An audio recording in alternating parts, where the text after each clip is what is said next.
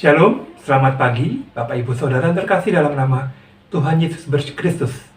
Bersyukur kepada Tuhan, kita boleh bertemu kembali dalam program Renungan Keluarga Kristen pada hari ini.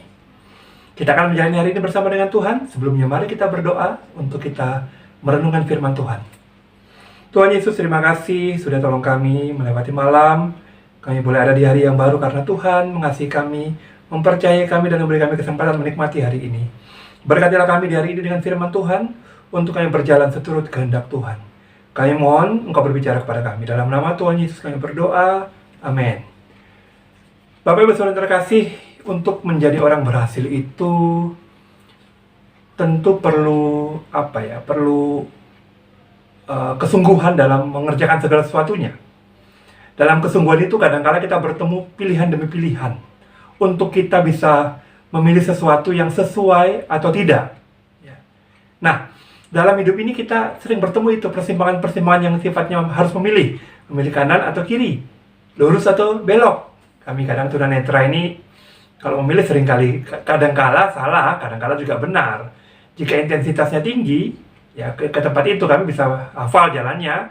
Sekarang harus belok kiri, besok nanti harus belok kanan, setelah itu ada gundukan, lalu belok ke kiri lagi dan sebagainya. Itu perlu kebiasaan, ya, intensitas yang tinggi. Begitu juga dalam memilih jalan hidup ini, kita bisa benar atau salah, atau sesuai atau tidak, itu kita perlu yang namanya pengalaman demi pengalaman. Dan tidak hanya itu, kita juga perlu kedekatan dengan Tuhan, agar tidak salah memilih. Karena pilihan itu kadang-kala begitu menggoda kita untuk kita bisa salah memilih. Pilihan itu membuat kita kadang-kala sepertinya benar, tapi ternyata tidak benar.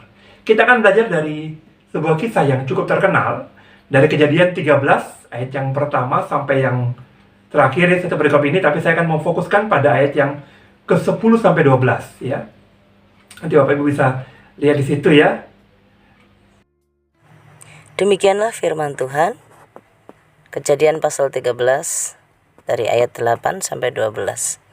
Maka berkatalah Abram kepada Lot, "Janganlah kiranya ada perkelahian antara aku dan engkau, dan antara para gembalaku dan para gembalamu, sebab kita ini kerabat. Bukankah seluruh negeri ini terbuka untuk engkau? Baiklah, pisahkan dirimu daripadaku. Jika engkau ke kiri, maka aku ke kanan. Jika engkau ke kanan, maka aku ke kiri." Lalu Lot melayangkan pandangnya, dan dilihatnyalah bahwa seluruh lembah Yordan banyak airnya, seperti taman Tuhan, seperti tanah Mesir, sampai ke Soar. Hal itu terjadi sebelum Tuhan memusnahkan Sodom dan Gomora. Sebab itu Lot memilih baginya seluruh lembah Yordan itu, lalu ia berangkat ke sebelah timur, dan mereka berpisah. Abram menetap di tanah Kanaan, tetapi Lot menetap di kota-kota lembah Yordan dan berkemah di dekat Sodom.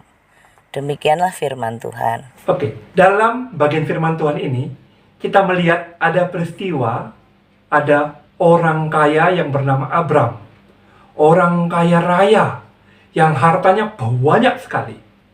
Dan di situ ada juga keponakannya yang bernama Lot, yang juga hartanya juga lumayan banyak.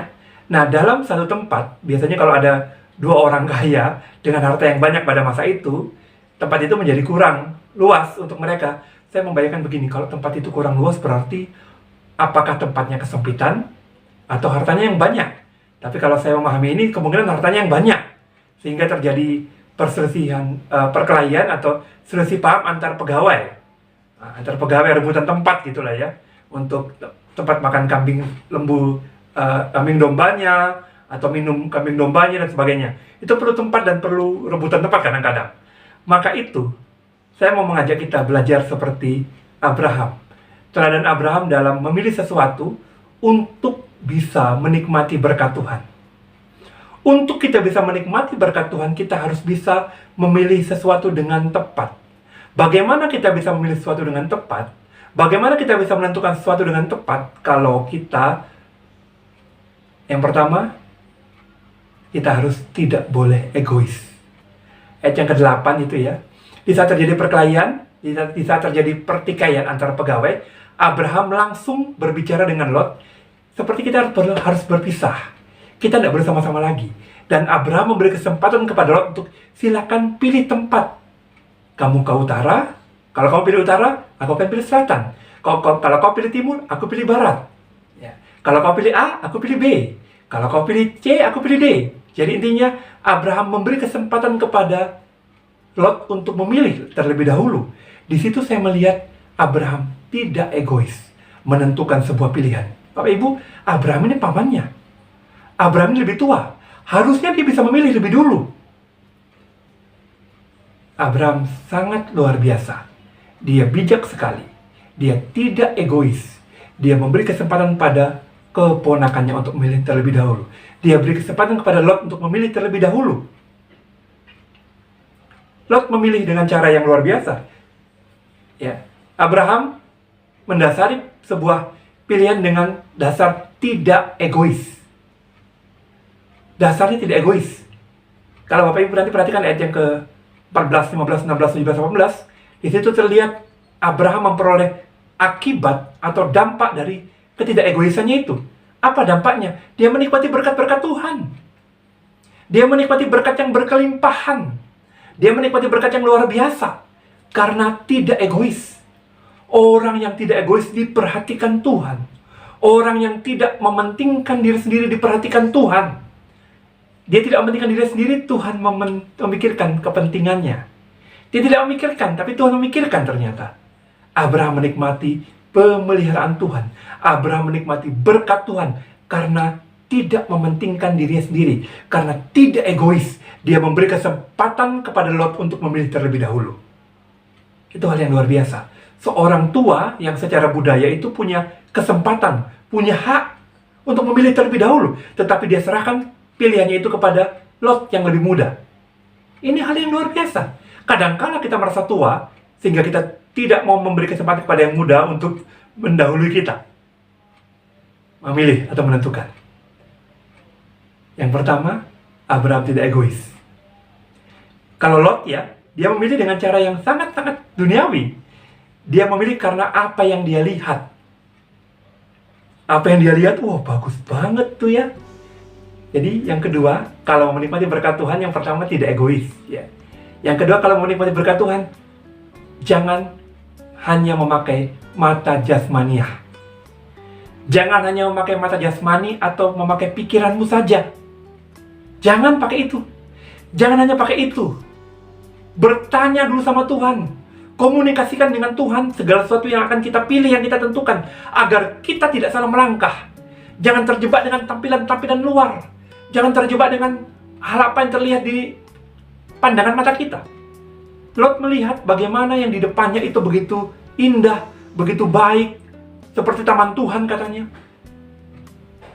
Saya tidak tahu apakah Lot itu tahu Sodom dan Gomora atau tidak. Saya belum sempat jauh meneliti pengetahuan Lot. Tetapi saya menangkap Lot begitu duniawi, begitu jasmani yang melihatnya bahwa yang tampak matanya itulah yang baik. Yang kelihatan baik itulah yang baik. Yang kelihatan segar itulah yang baik. Yang kelihatan indah itulah yang baik. Padahal belum tentu. Itu hanya tampilan luar. Perlu komunikasi dengan Tuhan. Perlu bertanya dengan Tuhan. Perlu peka dengan maunya Tuhan. Jangan hanya mengandalkan mata jasmani atau pikiran-pikiran kita. Perlu bertanya dengan Tuhan. Perlu komunikasi dengan Tuhan. Bertanya dengan Tuhan untuk kita memilih dengan tepat. Baik itu memilih pasangan hidup bagi yang belum menikah, memilih sekolah untuk anak. Jangan hanya mengandalkan ambisi atau mengandalkan hal yang terlihat, oh ini sekolah favorit, betul, tidak salah milih itu. Tapi apakah itu sesuai dengan tujuan Tuhan? Apakah itu sesuai dengan maunya Tuhan atau tidak? Jangan sampai kita salah memilih. Pilihlah sesuai dengan hasil komunikasimu dengan Tuhan. Hasil diskusimu dengan Tuhan. Jangan hanya mengandalkan mata jasmani atau hal-hal pikiran-pikiran duniawi. Terbukti, apa yang Lot pilih, apa akibatnya? Sodom dan Gomora dihancurkan. Di situ lingkungannya lingkungan berdosa. Lot tidak bertanya dengan Tuhan. Saya tidak melihat Lot bertanya dengan Tuhan. Abraham memang tidak ditulis bertanya dengan Tuhan, tapi dia punya hubungan yang baik dengan Tuhan. Hubungan yang baik dengan Tuhan membuat dia tidak egois tadi kan di awal. Dia memberi kesempatan kepada yang lebih muda. Karena adanya hubungan dengan Tuhan, adanya komunikasi dengan Tuhan. Akhirnya Lot memiliki tempat yang kelihatannya bagus. Tapi apa hasilnya? Mungkin dia berhasil dari situ. Mungkin dia menikmati berkat-berkat Tuhan, tapi ada satu situasi, tempat itu tempat yang berdosa, tempat itu tempat yang akan dihancurkan Tuhan. Dan hanya karena Abraham yang meminta kepada Tuhan, maka Lot selamat bersama 2 anaknya.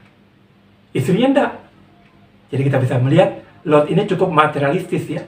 Termasuk istrinya. Istrinya waktu diselamatkan oleh Tuhan, dikatakan jangan lihat ke belakang.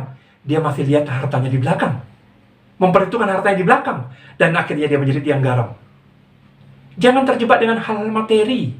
Jangan terjebak dengan hal duniawi yang seolah-olah aman dan baik. Tidak ada dunia yang hal-hal dunia yang menjamin hidupmu lebih baik.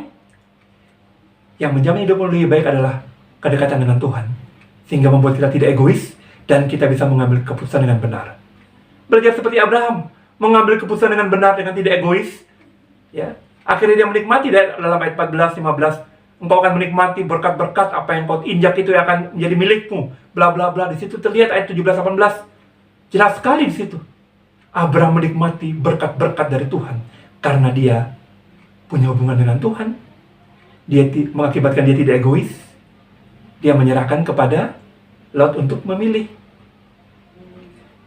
Mari kita belajar seperti Abraham dan mencoba belajar untuk meninggalkan cara pandang duniawi yang hanya menilai segala sesuatu dari tampilan atau tampak luar. Belajarlah memahami sesuatu dengan kepekaan yang daripada Tuhan. Keintiman dengan Tuhan membuat kita bisa melangkah, menilai sesuatu atau melihat sesuatu dengan benar. Bukan hanya tampak mata atau terlihat, oh ini pasti orang baik ya. Ini pasti orang kaya ini ya. Dia pasti mau memberkati kita. Belum tentu orang kaya memberkati sesamanya, belum tentu. Kadang-kadang Tuhan pakai orang-orang yang tidak mampu, seperti janda di Sarfat. Tuhan pakai untuk memelihara nabinya. Luar biasa. Mari kita belajar melihat dari sisi pandang Allah, bukan dengan cara manusiawi kita. Mari kita berdoa. Bapa, terima kasih hari ini firman-Mu mengajar kami untuk sungguh peka dengan maksud Tuhan bagi hidup kami. Melihat segala sesuatu dari sudut pandang Allah. Tidak egois, tidak mengandalkan mata jasmani kami atau cara pikir duniawi kami. Sehingga kami sungguh memilih dengan kebenaran yang Tuhan tentukan. Berkatilah kami Tuhan untuk peka dengan maunya Tuhan. Terima kasih Tuhan Yesus. Dalam nama Tuhan Yesus kami berdoa. Amin. Bapak Ibu Saudara, arahkan hatimu kepada Tuhan. Lanjutkan aktivitasmu dan terimalah berkat Tuhan.